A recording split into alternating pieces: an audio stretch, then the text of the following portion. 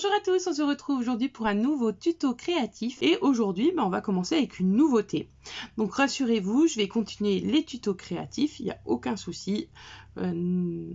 Transmettre ce que je sais, c'est quelque chose que j'adore. Donc la nouveauté, c'est que je vais vous proposer des tutos crash test. Donc parce qu'avec la boutique, à la base, c'est des tampons, c'est des pochoirs, des embellissements, mais pas que, c'est aussi du matériel. Et parce que en tant que scrapeuse, on a toutes besoin d'encre, on a toutes besoin de colle ou je ne sais quoi pour pouvoir travailler nos créations. Et du coup, j'ai décidé de vous faire des crash tests et on va tester ensemble les produits qui seront en boutique.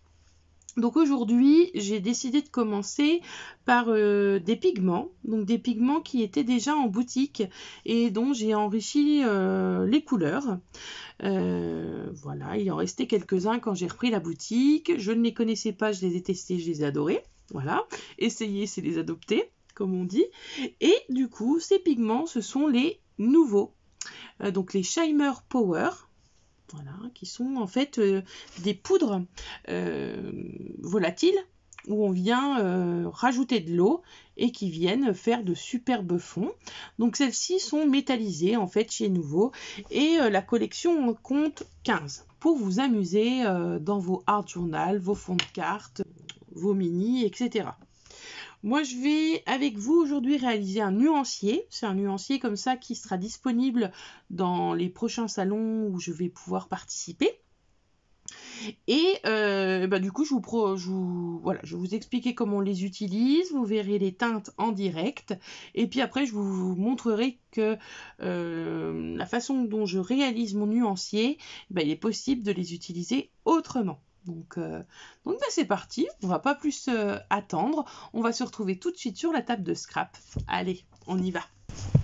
Voilà les couleurs que je vais pouvoir vous proposer. Donc vous avez des teintes vertes, des teintes gris ou noires, du bleu, du rouge, du rose, du violet, du jaune. Donc vous allez les voir sur le papier. Je vous mettrai à chaque réalisation, donc quand je ferai le montage de la vidéo, le petit morceau d'échantillon qu'on va réaliser. Comme ça, vous pourrez vous rendre compte du rendu de ces poudres. Ce que je vous propose, c'est que sur la table, je vous mette à chaque fois une petite cartonnette. Ce n'est pas du papier aquarelle parce que j'ai tapé dans mes chutes et je vais vous faire chaque couleur. Donc ce que je vais faire, c'est que je vais accélérer parce qu'il va pas être intéressant pour vous de me regarder mettre les pigments sur le papier et mouiller ce papier. Donc on va y aller, on va prendre un premier pigment.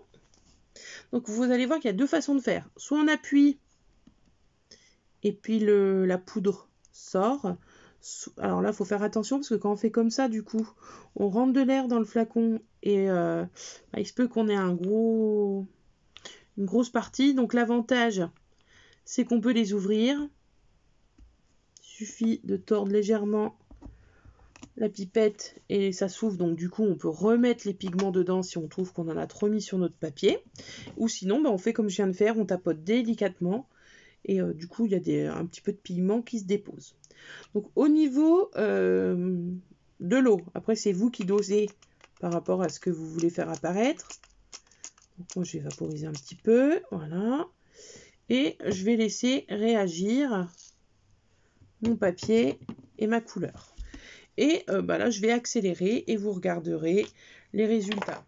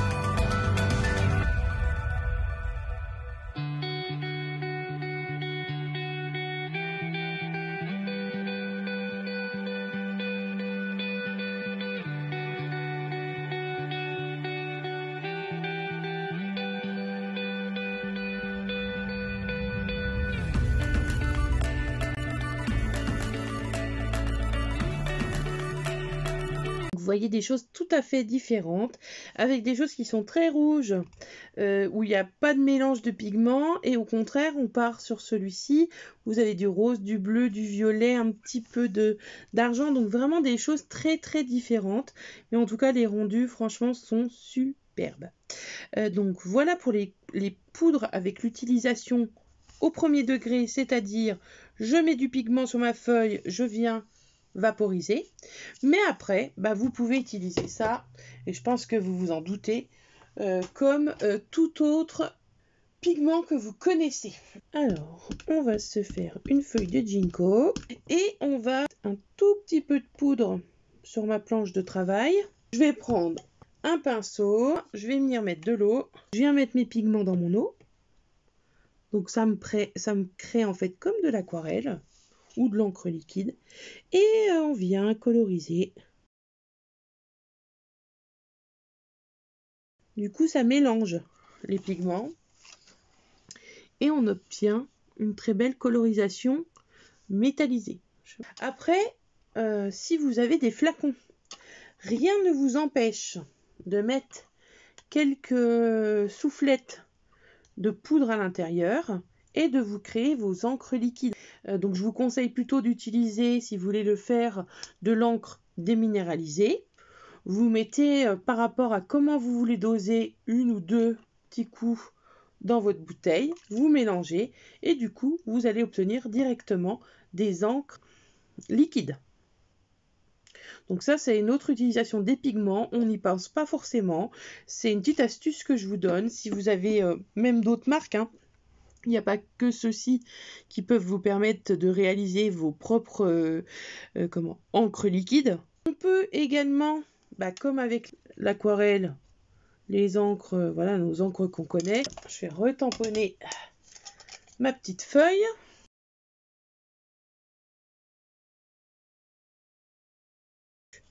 Donc voilà, je tapote. Regardez, ça vous fait aussi, vous pouvez les utiliser comme ça. Donc en venant tapoter à l'intérieur. Vous pouvez tamponner avant comme après. C'est vrai que là j'ai tamponné avant, mais j'aurais pu tout à fait tamponner après. Donc vous voyez qu'on peut les utiliser, ces pigments, comme nos encres aquarelles, comme l'eau aquarellable, etc. C'est vraiment la même chose. Ils ne servent pas qu'à à faire ce que j'ai fait en première utilisation. On peut faire aussi le contraire. Donc là, moi j'avais commencé par mettre la poudre et mouillé, on peut travailler en fait à l'envers, c'est-à-dire je mets l'eau et je fais réagir après. Donc là, ça fait encore autre chose. En train de réagir, je vais venir moi bouger mon papier et on voit que c'est différent que voilà.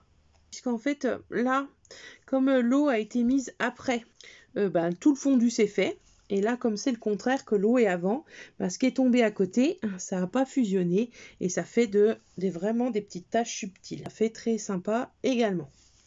Donc voilà les idées que je peux vous donner pour utiliser ces pigments. Donc pour moi, il y a 5 utilisations. Le pigment, l'eau après. À la façon aquarelle, je mets du pigment, je mélange de l'eau et je viens avec mon pinceau. J'utilise une feuille plastique, une plaque en verre. Je prends du pigment, je trempe le papier, je tamponne avant ou après.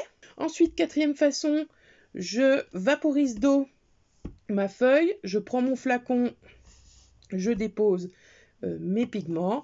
Et enfin, pour avoir du liquide, vous avez en votre possession des petites fioles vaporisantes. Vous prenez de l'eau déminéralisée et puis vous venez mettre 1, 2, 3 selon la pigmentation que vous voulez, la coloration que vous voulez, vos pigments directement dans votre flacon. Alors ça, moi, je ne l'ai pas encore fait parce que j'ai pas de flacon de dispo pour l'instant, mais je pense effectivement que je vais m'en créer. Important d'utiliser l'eau déminéralisée, c'est pour qu'en fait, ça ne moisisse pas. Donc voilà, je vais vous reprendre en visu. J'espère que cette démonstration des pigments nouveaux vous a plu. Et puis ben voilà, si vous avez envie d'essayer et de les adopter, et ben je vous invite à venir sur la boutique. Vous allez retrouver l'adresse là-haut, en bas. Je ne sais pas où je vais la mettre encore. Et ben, ce sera avec plaisir que je vous préparerai votre commande si vous le souhaitez.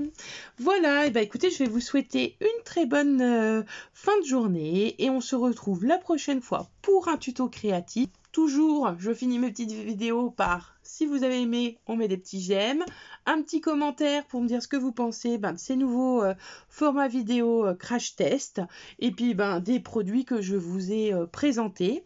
Et puis, si c'est pas déjà fait, on s'abonne, on active la cloche, et on se dit à la prochaine fois. Ciao, ciao, à bientôt!